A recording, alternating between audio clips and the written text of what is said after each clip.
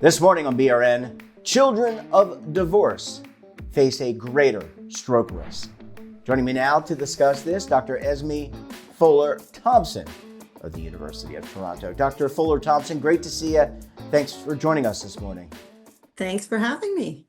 You know, I think this is amazing research that we're going to talk about this morning. Before we get into the nitty-gritty, how did you come up with the idea to study the correlation between divorce, children of divorce, and stroke? So for 15 years, I've been looking at early adversity. So adverse childhood experiences like childhood physical abuse, childhood sexual abuse, parental domestic violence, things that it isn't unusual to think that that would be associated with later life outcomes. It was only after I'd spent many years looking at these abuse contexts that I thought, well, what about people who haven't been abused but have other adversities, other upsets in their childhood, very substantial? And that's what drove me to looking at parental divorce. Stroke is one of the leading causes of death, and I'm a gerontologist, so I'm interested in later life health. So that was the logical follow-up about, is there an association there?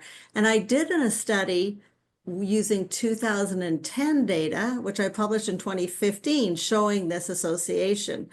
And remarkably, nobody else had followed it up ever since. And I wanted to see, is it still in place? Now, part of it is that stroke happens to you later in life, and parental divorce was very stigmatized for people who were in the 1930s, 1940s, 1950s. Parental divorce was rare, and it tended to be, broken families. It had a lot of stigma around it. So I wondered, is it really that was driving it, sort of the stigma, or is there something unique about the parental divorce experience itself? So this recent publication, we followed it up with data from 2022. So some of these people were in the 1950s, they were in the 1960s when their parents got divorced. By definition, in my study, you had to have parental divorce before the age of 18, because we anticipate that when you're launched, if your parents divorce when you're in your 20s or 30s, it probably has less economic impact on you and less social impact, in that you're not moving from place to place and all of those other consequences. So is it more, based on your research, is it more the stresses that it places on the children, meaning, having to live with, one parent versus the other? And I'm kind of shaping it in the context of today, but is it the stresses of that, or is it more tied to the prevalence of stroke risk tied to what was the stigma of divorce, or both? Well, we're thinking that stigma may be less important than we'd originally thought, because we replicated a study. So there's as you may know, in social science and science research, there's what we call a replication crisis. So you're more confident that the association is true if you look at two completely different populations. So in our case, we looked at 2010 and 2022 and found the same association.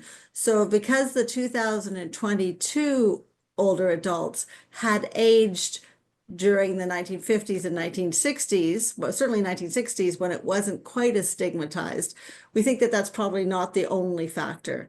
We also took into account some of the other trajectories of divorce. So the issue with parental divorce, particularly in the before the 1960s, was it has a major impact on your contact with your non-custodial parent. So particularly, we were anticipating that, particularly for young men, losing their contact with their fathers may have been very stressful. But for women too. We also know that throughout the whole time period and into today, parental divorce tends to have a serious economic impact on families. So you're trying to split resources and have two households going. And that tends to mean that there's downward social mobility. So we don't unfortunately have information on childhood economic situation, but we took into account your adult economic situation. We also took into account how much education you have, because sometimes in homes of parental divorce, particularly in the 1950s and before, people might have had to leave high school or not go to university because there was not the funds to do so. But that didn't change. Like when we found this 60% higher risk of stroke, that's after we've taken into account your adult income, your adult education, and we also took into account social support because we wondered if it would undermine people's willingness to trust others and to build social networks because of the potential consequences of the divorce itself and that primary trust relationship. But we did not find, we still found this elevated association even when we took into account the amount of social support a person has in their adult life. And doctor, do you believe or think that, and past is not prologue, so just asking a hypothetical here, but as divorce has become, I'm not going to say popular, but more prevalent in our societies, whether it's in Canada or the U.S., I think somewhere close to the neighborhood of 50% of all marriages end in divorce. So it's a lot more prevalent. The stigma has gone down. I think we all agree. But would you expect, because of these factors, that maybe future generations, the stroke risk in these types of circumstances would come down just because of those factors, potentially? Well, I certainly hope so. I so there is less stigma for sure. There's still the economic impact, which poverty in childhood is bad for all kinds of health outcomes in later life, not just stroke. But what one positive trend I see is that in children of divorce have more contact now with both parents, Mhm. like the non-custodial parent or the shared custody, but the dads are more involved than they were historically. And I think the more people you have loving you and cherishing you and thinking you're the center of the universe when you're young, the better it is for your well-being and your self-esteem and your confidence. And the more likely it is that they're pooling resources to help you get to university, because education is very protective in that you have better jobs, you have less stressful jobs. So um, I also, for children who are struggling in the context of divorce, certainly there are good talk therapy interventions as well. We don't know what's causing this excess risk. My hypothesis, it's an internalized stress response that is hypervigilant. And if your stress response is high in childhood, it may change a little bit how your brain is forming, and but also how you respond to other stressors later in life. You may react, your body reacts to stressors. That we're guessing that we don't know. This was just, both of those studies were just based on surveys, so I know that this association exists. I don't know the what's potentially causing the association. Was it parental divorce itself? Was it stress? Was it some other factor that I didn't think of, but I needed to take into account? So I controlled for everything, the usual suspects. And I just want to emphasize how big a factor this is. So 60%, I don't know if it sounds big, but That this sounds is big as, to me. oh yeah, well, it's as big a risk factor as having diabetes.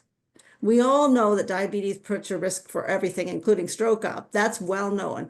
But it just surprises me that people haven't been as interested in following this up, because this is a very substantial risk factor. Again, we don't know if it's causal. We don't know if it's causing this association, but it's certainly something if you have a family doctor, they should be thinking, oh, wait a second, maybe we need to look at those early adversities and just possibly as a flag to be particularly attentive to stroke risk. Well, we all should be taking care of our stroke risk, particularly as we get older. That's like, don't smoke, maintain a healthy weight, eat nutritionally, sleep well. The things your grandmother told you to do, they're great Yeah. for stroke as well as every other health outcome. But regular health checks are highly recommended for all of us. But if you have a particularly higher risk, if you have diabetes, if you have parental divorce experience, it's certainly just keep it as a little nudge to get you to the doctor.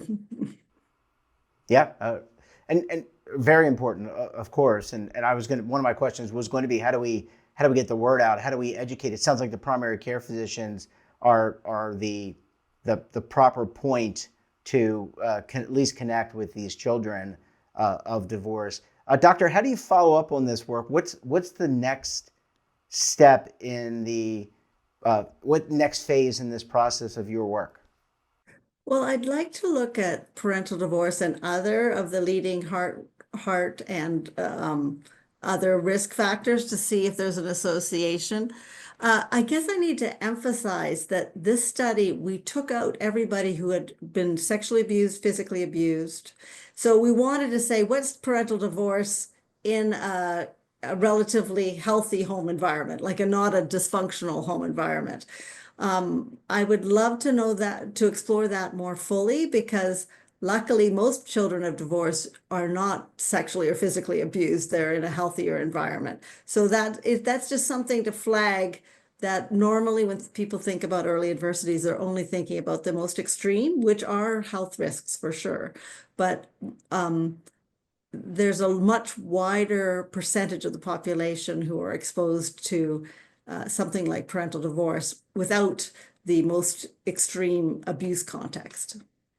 Well, it's certainly important information, and if all these early childhood issues can have such a negative impact in the future, we probably want to get ahead of it. Doctor, we're going to have to leave it there.